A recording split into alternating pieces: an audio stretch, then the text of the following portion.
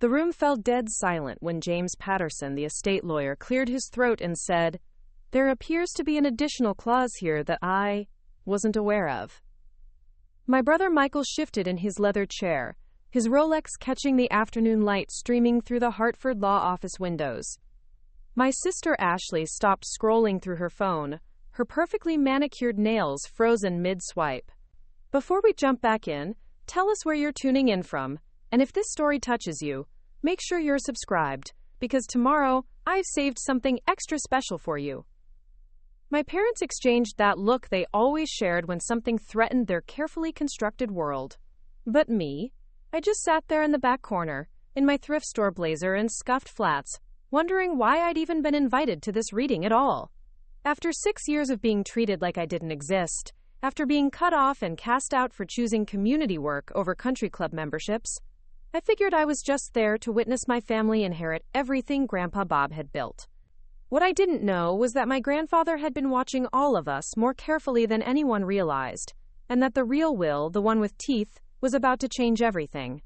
I was 24 when my father called me a disappointment to the Morrison name, and unlike other families where those words might be shouted in anger, David Morrison delivered his verdict with the cold precision of a business transaction. We were standing in the marble foyer of our Millbrook estate, me in my volunteer clothes, still smelling faintly of the soup kitchen where I'd spent my Saturday, him in his golf attire preparing for his weekly round with the mayor. The conversation had started simple enough, Grandpa Bob asking me about my psychology degree at dinner the night before, his weathered hands folded as he listened with genuine interest, while I explained my work at the Sacred Heart Community Center. I'd seen something in his eyes that night, a spark of recognition maybe, but my father had other plans for Sunday morning. You need to understand something about the Morrison family dynamics to really grasp what happened next. My father had spent his entire life trying to prove himself worthy of inheriting Morrison Construction and Development, the company my grandfather built from nothing after immigrating from Ireland in the 1950s. David Morrison wore his ambition like cologne, heavy and impossible to ignore. He'd married my mother Linda specifically because her family moved in the right social circles, had my brother Michael because he needed a Dara parent, and tolerated Ashley and me as long as we played our roles in his carefully orchestrated family portrait. Michael was the golden son, MBA from Wharton, already being groomed to take over the business with his sharp suits and sharper tongue. Ashley was the perfect daughter, pre-med at Yale, beautiful enough to marry well, and smart enough not to challenge anyone. Then there was me, Emma Chen Morrison, the mixed heritage daughter who asked too many uncomfortable questions, who spent her weekends helping homeless families instead of playing tennis at the country club, who chose to study psychology instead of business or medicine. My mother Linda had never quite figured out how to present me at their charity galas, often introducing me simply as our Emma, before quickly steering conversation toward Michael's latest promotion or Ashley's academic achievements. But Grandpa Bob was different. He'd pull me aside at family gatherings, asking about my classes, my volunteer work, my plans for after graduation. While everyone else saw my community involvement as a phase I'd outgrow, he seemed to understand that I'd found my calling in helping people who'd been forgotten by systems designed to keep them invisible. That Sunday morning in the foyer, my father's disappointment crystallized into something harder, something final. He'd apparently heard about my latest project, a proposal I'd submitted to the university about converting abandoned properties into transitional housing for families experiencing homelessness. The irony wasn't lost on me that our family business specialized in tearing down old buildings to make room for luxury developments, but I'd hoped maybe, just maybe, there was a way to bridge those two worlds.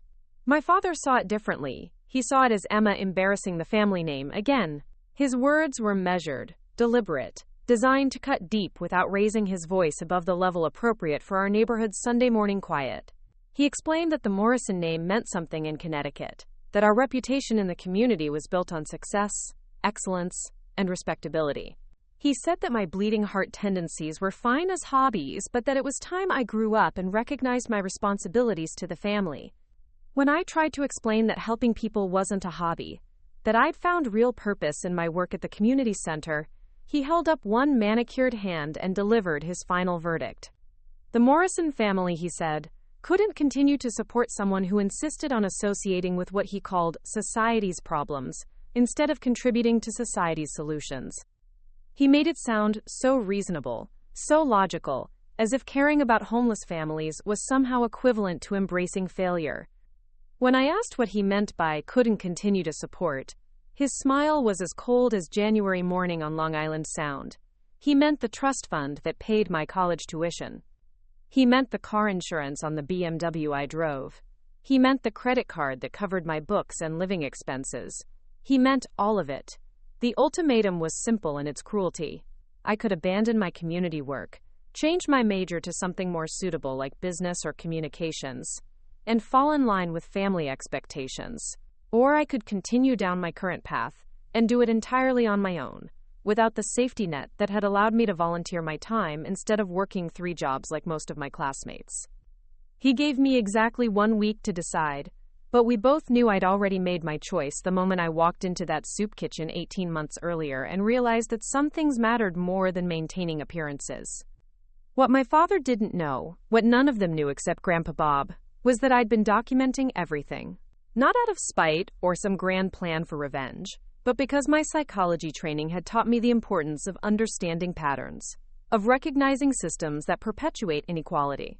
I'd been keeping detailed notes about my family's attitudes toward poverty, their casual dismissal of social problems, their complete disconnection from the reality that most people in our own state faced every day. I'd written about the way my mother would lock her car doors when we drove through certain neighborhoods, the way my father spoke about his construction workers when he thought no one was listening, the way both my siblings had learned to see financial struggle as a personal failing rather than a systemic issue. But Grandpa Bob was different, and I think I was only beginning to understand how different. Born Robert Patrick Morrison in County Cork, he'd immigrated to Connecticut with nothing but determination and a willingness to work harder than anyone else.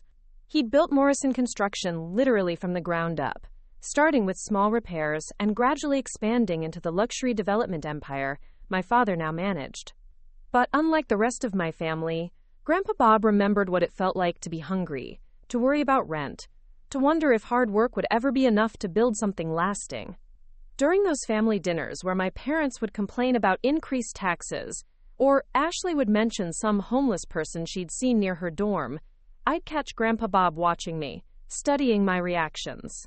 Sometimes he'd ask follow-up questions that made my siblings uncomfortable, like wondering aloud why someone might end up living on the streets, or whether our family's success came with any obligation to help others.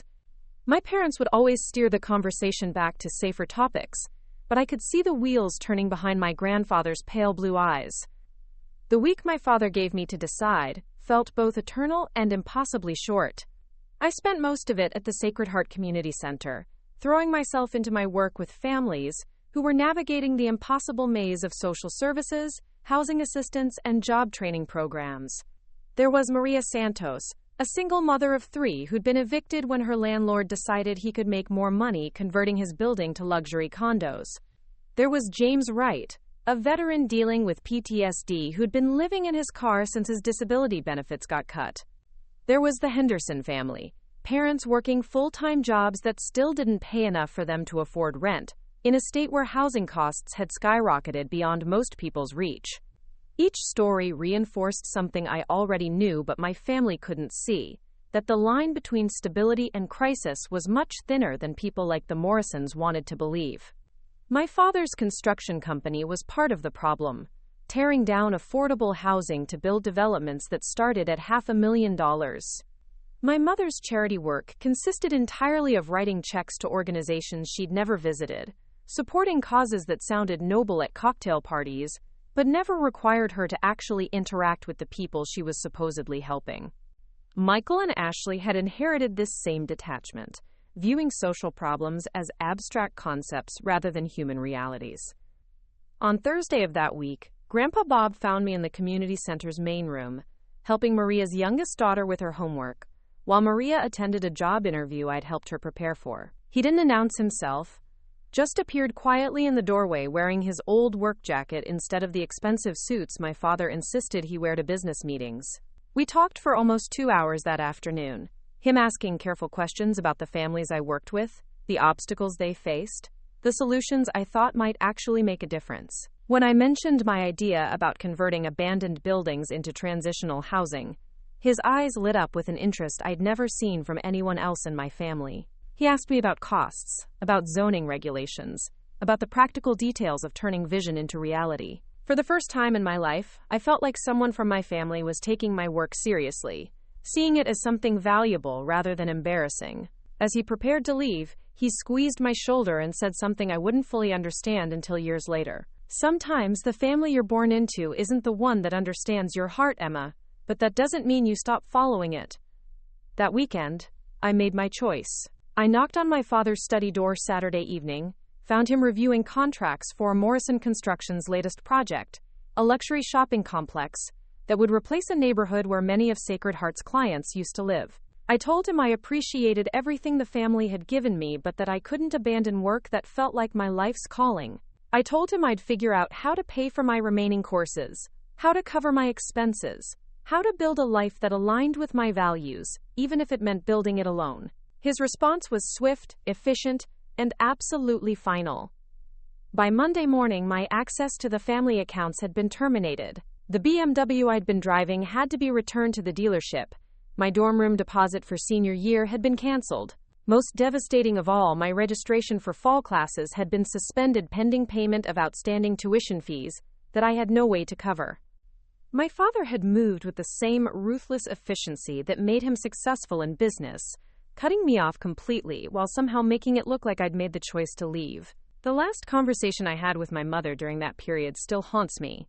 She called Tuesday afternoon, her voice strained with what I initially mistook for concern. She wanted to know if I was reconsidering, if maybe I'd realized that family loyalty required certain sacrifices. When I explained that I was looking for jobs, for apartments I could afford, for ways to finish my degree without family support, her tone shifted into something I'd never heard from her before.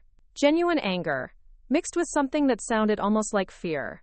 She told me I was being selfish, that I was hurting people who loved me by choosing strangers over family. She said my work at the community center was naive, that I was being taken advantage of by people who would never appreciate my sacrifice. But then her voice cracked, and she said something that revealed more than she probably intended.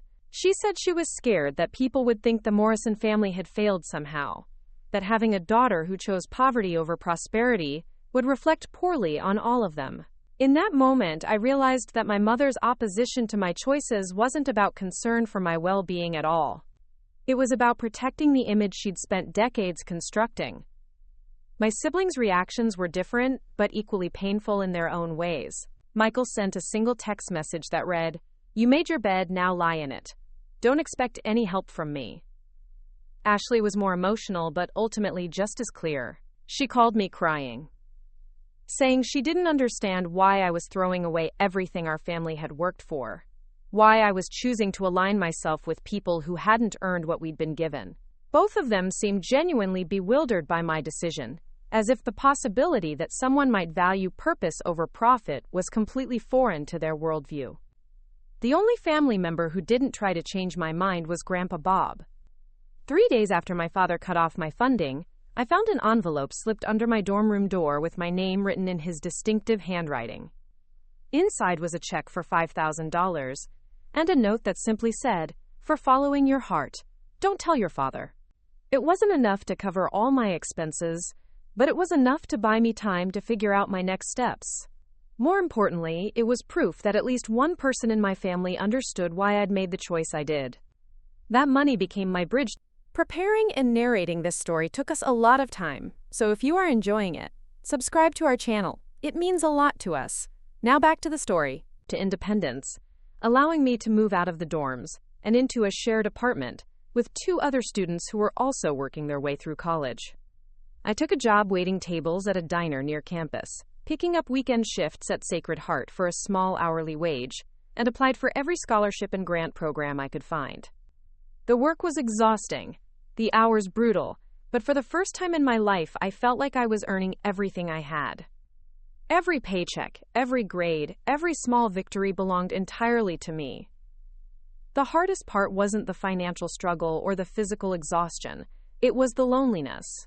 I'd grown up surrounded by family, even if that family didn't understand me.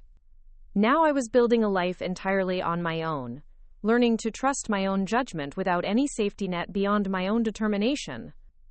Some nights, lying in my narrow bed in the apartment I shared with strangers, I wondered if my father had been right. Maybe I was being naive, idealistic, impractical. Maybe the smart thing would have been to compromise, to find a way to help people while still maintaining my place in the Morrison family structure. But then I'd return to Sacred Heart, see Maria Santos in her new job, help James Wright get connected with mental health services that actually addressed his PTSD, watch the Henderson family move into stable housing for the first time in months. Every small victory reminded me why I'd made my choice. These weren't statistics or abstract problems. They were human beings whose lives had been improved by someone taking the time to see them as individuals worthy of dignity and support. If my family couldn't understand that, if they valued reputation over human compassion, then maybe being cut off from them was a blessing rather than a punishment. What I didn't know, what none of us knew, was that Grandpa Bob was watching all of this unfold with the careful attention of someone making his final, most important business decision. While my parents and siblings assumed I was learning a hard lesson about the consequences of naive idealism, my grandfather was seeing something entirely different. He was watching his granddaughter choose principles over profit, community over comfort, integrity over image. And he was making plans none of us could have imagined. The morning I discovered my entire life had to be reconstructed from scratch arrived on a Tuesday in October, disguised as an ordinary email from the university's financial aid office. The subject line read, "Account review required," in the kind of bland administrative language that usually meant paperwork, not devastation. I was sitting in the Sacred Heart Community Center's cramped office, helping Tom Rodriguez organize intake files for the new families we'd been assigned, when I opened the message that would force me to choose between completing my education and maintaining my integrity. The email was professionally worded, almost apologetic in its tone, but the message was crystal clear. Due to what they termed changes in family financial support, my student account had been flagged for immediate review. All course registrations for the spring semester had been suspended pending resolution of outstanding balances. The amount owed was staggering, more than I could earn in 2 years of full-time minimum wage work, let alone while trying to maintain my grades and continue my community service commitments. My father hadn't just cut off future support. He'd somehow managed to retroactively withdraw funding that I'd believed was already secured. Tom noticed my face change before I did. He was one of those rare people who'd grown up with nothing but somehow maintained an optimism that should have been impossible given his circumstances. Raised in foster care, worked his way through community college, now serving as Sacred Heart's volunteer coordinator while pursuing his bachelor's degree in social work. When he asked what was wrong, I handed him my laptop without saying anything. He read the email twice, then leaned back in his chair with a low whistle that somehow managed to convey both sympathy and determination. What happened next taught me something crucial about the difference between the family you're born into and the family you choose. Tom didn't offer empty reassurances or suggest that maybe my parents would change their minds if I just gave them time. Instead, he pulled out a legal pad and started making lists. Resources for emergency student aid, professors who might allow payment plans for course fees, local organizations that provided educational scholarships for students in crisis. Within an hour, he'd mapped out a strategy that might, with extraordinary effort and considerable luck, allow me to finish my degree without compromising my principles. But first we had to address the immediate crisis of where I was going to live. The dorm room I'd been occupying was paid through the end of the current semester, but that was only 6 weeks away. My job at the diner barely covered basic expenses like food and textbooks. There was no way it would stretch to include rent in a college town where landlords could charge premium rates to desperate students. Tom suggested I talk to Dr. Sarah Williams, the community psychology professor who supervised my fieldwork at Sacred Heart. She'd been quietly watching my situation unfold, and he suspected she might have ideas that hadn't occurred to us. Dr. Williams was the kind of academic who'd never lost touch with the real-world applications of her research. She'd spent 15 years working in community mental health before transitioning to teaching, and she brought a practical wisdom to her classes that made even theoretical concepts feel immediately relevant. When I knocked on her office door that Thursday afternoon, she was grading papers while drinking coffee from a mug that read, "Social justice is mental health," a sentiment that captured everything I loved about studying under her guidance. Her response to my situation was swift and characteristically direct. She offered me a work-study position that would provide a small but steady income, along with access to the graduate student housing that would cost significantly less than anything available to undergraduates. The catch was that I'd need to commit to staying at the university through graduate school, pursuing a master's degree in community psychology with a focus on housing advocacy. It was exactly what I wanted to do anyway, but the timing meant I'd be making that commitment under financial pressure rather than from a position of free choice.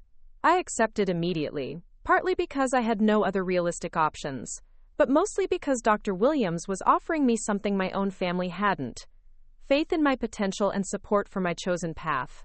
She didn't question my decision to prioritize community work over family expectations. She didn't suggest that maybe I was being too idealistic, or that I should consider compromising with my parents. Instead, she treated my commitment to social justice as a strength to be developed, rather than a weakness to be overcome. The work-study position involved assisting with Dr. Williams' research on the intersection between housing instability and mental health outcomes, which meant I was essentially getting paid to learn about the very issues I'd been volunteering to address. The irony wasn't lost on me that while my family saw my community involvement as a frivolous distraction from serious pursuits, the university's psychology department considered it valuable enough to fund. For the first time since my father's ultimatum, I felt like I was moving towards something rather than just away from my family's disapproval. The graduate student housing was a revelation in itself. Instead of the competitive, superficial atmosphere that characterized much of undergraduate social life, I found myself surrounded by people who were passionate about their studies and committed to using their education to make meaningful contributions to society. My roommate was pursuing a master's degree in public health with a focus on community nutrition programs. The woman across the hall was studying environmental science and policy, working on her thesis about the disproportionate impact of industrial pollution on low-income neighborhoods. For the first time in my life, I was living among people who understood why someone might choose purpose over profit. But the transition wasn't without its challenges. Learning to live on an extremely tight budget required skills I'd never needed to develop. I had to figure out how to make meals from whatever was cheapest at the grocery store, how to find clothes at thrift shops that looked professional enough for my work at Sacred Heart, how to stretch every dollar until it covered necessities I'd previously taken for granted. There were nights when I lay awake calculating and recalculating my expenses, trying to figure out how to make the numbers work for another month. The emotional isolation was even harder than the financial constraints. I'd grown up assuming that family support was unconditional, that parents might disagree with their children's choices but would ultimately stand by them. Discovering that love could be withdrawn so completely over ideological differences forced me to reevaluate everything I thought I knew about family loyalty and personal integrity. Some days, the weight of that rejection felt almost unbearable, especially when I'd see other students casually mentioning family visits or financial help from parents who might not understand their children's choices, but supported them anyway. Grandpa Bob continued to be the exception to my family's collective silence, though his support remained carefully hidden from my parents and siblings. Every few weeks, I'd find a small envelope in my campus mailbox containing a $50 or $100 bill and a brief note encouraging me to keep following my heart. The money was always accompanied by newspaper clippings about local housing initiatives or social programs, as if he was curating a personal collection of stories that validated my choice to work in community advocacy. Those envelopes became lifelines, not just financially but emotionally, proof that at least one member of my family believed in what I was doing. The spring semester brought new challenges and unexpected opportunities. Dr. Williams invited me to co-author a research paper about the effectiveness of wraparound services for families experiencing housing instability, based on data we'd collected at Sacred Heart and similar organizations throughout Connecticut. The paper would be my first academic publication, a credential that would be invaluable for graduate school applications and future career opportunities. More importantly, it represented a chance to contribute to the scholarly conversation about issues I cared deeply about, to move beyond providing direct services toward influencing policy and systemic change. Working on the research project introduced me to a network of academics, advocates, and policymakers who were approaching social problems with the same combination of analytical rigor and moral commitment that I was trying to develop. I attended conferences where presentations about housing policy were delivered with the passion usually reserved for artistic or spiritual pursuits. I met researchers who'd built entire careers around studying questions that my family dismissed as irrelevant or naive. For the first time, I began to see a clear path toward a professional life that would integrate my values with my ambitions. The paper was accepted for presentation at the annual conference of the American Community Psychology Association, an honor that Dr. Williams insisted was recognition of my potential, rather than just her mentorship. Standing at the podium in a hotel ballroom filled with professionals who'd devoted their careers to community advocacy, I felt something I'd never experienced while living under my family's expectations: genuine pride in my accomplishments. These weren't achievements designed to impress people at cocktail parties or enhance my family's social standing. They were contributions to work that mattered, recognition from people whose opinions were based on substance, rather than superficial markers of success. But success in my chosen field also meant confronting the full scope of problems that I'd only partially understood as an undergraduate volunteer. The research we conducted revealed devastating statistics about family homelessness in Connecticut, about the inadequacy of existing social services, about the ways that economic inequality had created crises that were affecting children who had no voice in the political processes that determined their fate. Reading through case files and survey responses, I was forced to acknowledge that individual compassion and direct service, while necessary, were insufficient to address systemic problems that required structural solutions. This realization led me to add policy coursework to my graduate studies, learning how to analyze legislation and advocate for programmatic changes that could improve outcomes for entire populations rather than just individual families. I spent hours studying successful housing initiatives in other states, trying to understand what combination of political will, community organizing, and strategic funding had made large-scale improvements possible. The more I learned, the more I understood why my grandfather's questions about costs and zoning regulations had been so insightful. Real change required understanding not just the human stories but also the economic and political forces that shaped those stories. During my second year of graduate school, I was invited to join a statewide coalition that was advocating for increased funding for affordable housing programs. The coalition included representatives from nonprofits, faith communities, labor unions, and academic institutions, all united around the belief that stable housing was a prerequisite for addressing virtually every other social problem. Working with the coalition taught me how to translate research findings into policy recommendations, how to build relationships with legislators who might not share my values but could be persuaded by compelling evidence, how to organize grassroots pressure that complemented professional lobbying efforts.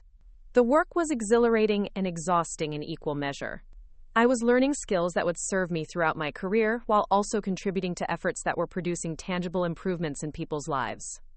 But it also meant acknowledging that my family's business interests were often directly opposed to the policy changes I was advocating. Morrison Construction Development specialized in luxury developments that drove up property values and displaced lower-income residents. The more I learned about housing policy, the more clearly I could see how companies like my father's contributed to the problems I was trying to solve. This tension came to a head during my final semester, when the coalition I'd been working with began organizing opposition to a proposed development project that would demolish an entire neighborhood of affordable housing to make room for luxury condominiums. The developer was Morrison Construction, and the project had been personally championed by my father as a model for what he called urban renewal. Reading through the environmental impact statements and community displacement analyses, I felt sick to my stomach. This wasn't just an abstract policy disagreement. It was a direct conflict between my family's financial interests and my professional commitments. I never told the coalition about my family connection to the developer, but I threw myself into the opposition research with an intensity that probably seemed excessive to my colleagues. I analyzed every aspect of the proposal, looking for environmental concerns, zoning violations, or procedural irregularities that might provide grounds for legal challenges. I organized focus groups with residents who would be displaced, documenting the human cost of development that prioritized profit over community stability. I stayed up night after night writing policy briefs that laid out alternative approaches to neighborhood revitalization that wouldn't require destroying existing affordable housing. The campaign ultimately succeeded in forcing significant modifications to the development plan, including requirements for replacement affordable housing and community benefit agreements that would provide services to existing residents. It was a professional victory that I should have been proud of, but it felt complicated by the knowledge that I'd essentially been working to undermine my own family's business interests. Part of me wondered if my father knew about my involvement, if this was yet another way that I'd proven myself to be a liability to the Morrison family reputation. Graduation approached with a mixture of excitement and uncertainty. I had been accepted to a doctoral program that would allow me to continue my research on housing policy, but I'd also received job offers from nonprofits that wanted to hire me immediately to work on advocacy campaigns. The decision felt significant in ways that went beyond career planning. It was about choosing between the academic path that would give me credentials and credibility versus the direct action path that would allow me to start making immediate contributions to policy change. The choice became clearer when Tom Rodriguez, who'd graduated the previous year and was now working for a regional housing advocacy organization, offered me a position as a policy analyst with their legislative affairs team.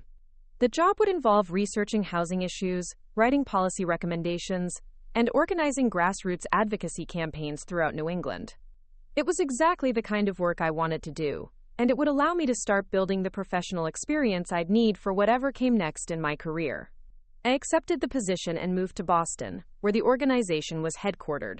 For the first time since leaving my family's house, I was earning enough money to live comfortably, rather than just surviving paycheck to paycheck.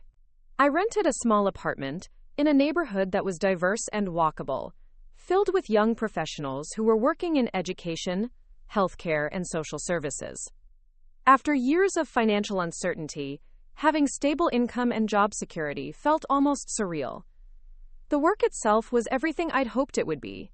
I spent my days analyzing proposed legislation, meeting with state representatives about housing policy, and organizing community meetings where residents could voice their concerns about development projects that would affect their neighborhoods. It was intellectually challenging and emotionally rewarding, the kind of career that integrated my analytical skills with my commitment to social justice. For the first time in my adult life, I felt like I was building something meaningful, rather than just reacting to other people's expectations or limitations. But success in my chosen field also meant increased visibility, and increased visibility meant that my family couldn't ignore what I was doing indefinitely. My name began appearing in newspaper articles about housing policy, quoted as an expert on affordable housing initiatives. I was invited to speak at conferences and community forums, building a professional reputation that was based entirely on my own work rather than my family's connections. It should have felt like vindication, proof that I'd been right to follow my instincts rather than conform to my family's expectations. Instead, it felt like standing at the edge of a precipice, knowing that eventually I'd have to choose between maintaining my professional commitments and preserving what remained of my family relationships. Because the more successful I became as a housing advocate, the more directly my work conflicted with the interests of Morrison Construction and the world my family inhabited. It was only a matter of time before that conflict would have to be resolved, one way or another. What I didn't know was that Grandpa Bob had been following my career trajectory with the same careful attention he'd once given to business deals and investment opportunities. While my parents and siblings saw my professional success as a continued rejection of family values, my grandfather was seeing something entirely different. He was watching his granddaughter become exactly the kind of person he'd hoped she would become, someone who combined intelligence with integrity, ambition with compassion. And he was making final arrangements that would ensure my work could continue long after he was gone. Up next, you've got 2 more standout stories right on your screen. If this one hit the mark, you won't want to pass these up. Just click and check them out.